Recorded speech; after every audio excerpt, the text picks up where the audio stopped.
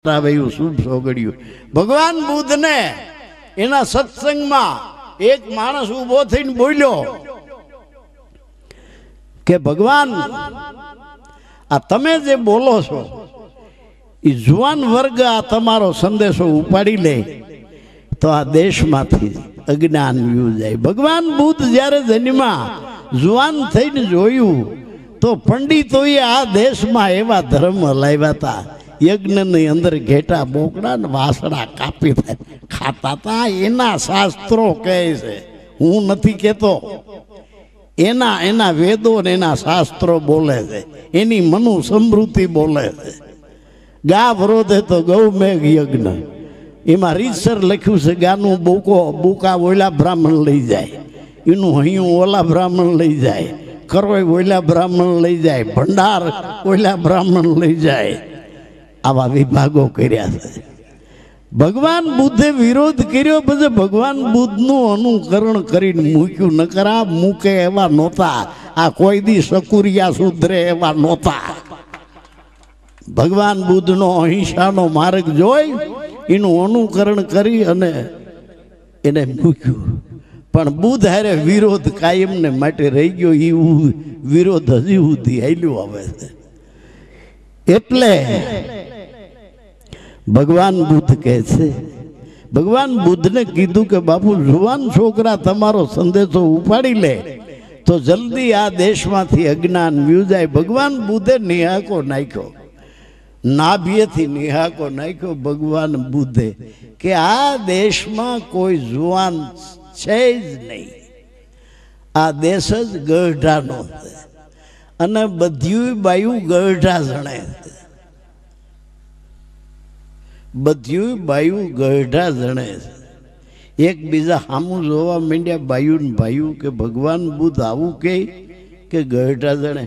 ઘડીક રહીને ભગવાન બુદ્ધ બોલ્યા કે તમને એના ખોળિયા જુવાન લાગે છે, બાકી એની અંદર તો 60 માંથી સંસ્કારો ગઢા રેડે છે। એ આ જિંદગી ભર જીવે ને ત્યાં લગી એની માલિકો હેન્ડલિંગ તો ગઢો કરે, આમ કરાય ને આમ નો કરાય, આમ કરાય ને આમ નો કરાય, આમ કરાય। આ ફલાણી તમે વિચાર કરો,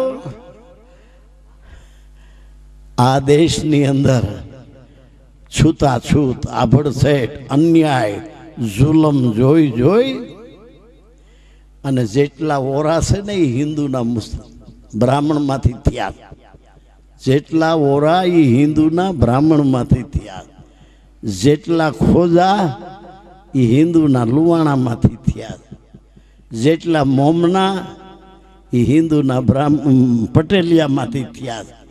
અને આપણામાંથી તો કાંઈ શેડો જ નથી, કારણ કે આપણે ન બ્રહ્મા સંભાળે, ન વૈશ્ય સંભાળે, ન ક્ષત્રિય સંભાળે, પછી ને આપણે સંભાળ્યા કોણે? મુસલમાને વેન ક્રિશ્ચિયને, હે થઈ કે ના મુસલમાન થઈ ગયા, હે થઈ કે ના ક્રિશ્ચિયન થઈ ગયા। જે ધર્મની અંદર અન્યાય હોય, અત્યાચાર હોય, પ્રેમ ન હોય, કરુણા ન હોય, એવા ધર્મ, હવે એવા ધર્મનો મૃત્યુનો ઘંટ વાગવાનો છે। કારણ કે પ્રજા જાગી ગઈ છે, પ્રજાને ખબર પડવા માંડી છે। હવે પ્રજાને ક્ષેત્રે એવા કોઈ મહાત્માની કોઈને તાકાત નથી કે હવેની શિક્ષિત પ્રજાને કોઈ અંધારામાં રાખી શકે। એટલે બધાએ પોતાનો ધર્મ ઈ જ છે, પ્રસાદી નહીં, ઠાકર થારી નહીં, મંદિર સણવા નહીં, મંદિર નથી કરવું। તમારી ઓલાદ જે ઉત્પન્ન કરી છે એને દુનિયાના ગુલામ મટાડો, તમારી ઓલાદને ભણતર પૂરેપૂરું ભણાવો, જેથી કરીને એનો કોઈ ગુલામી તરીકે ઉપયોગ ન કરી શકે, અને ગમે એ ધંધો કરશે એમાં એને વિદ્યા મદદરૂપ થાય। અને જે મા બાપ પોતાના છોકરાઓને ભણાવ્યા બન્યા દુનિયાના ગુલામ બનાવીને મરે છે, એવા મા બાપને ઓલાદ પેદા કરવાનો અધિકાર નથી। જનાવર ભેફીંડા પેદા કરીને ઓટલો વાળવો નથી। જે દેશનું બુરું કરે જે સમાજનું બુરું કરે, જે મા બાપને ભૂંડિયું કપટિયું ગાળ્યું કાઢે, જીવિત પિતા ગુ મારે દંડા મોવા પછી હાડ પોસાડે ગંગા, એવા ભ્રમજાળમાં નાખ્યા છે.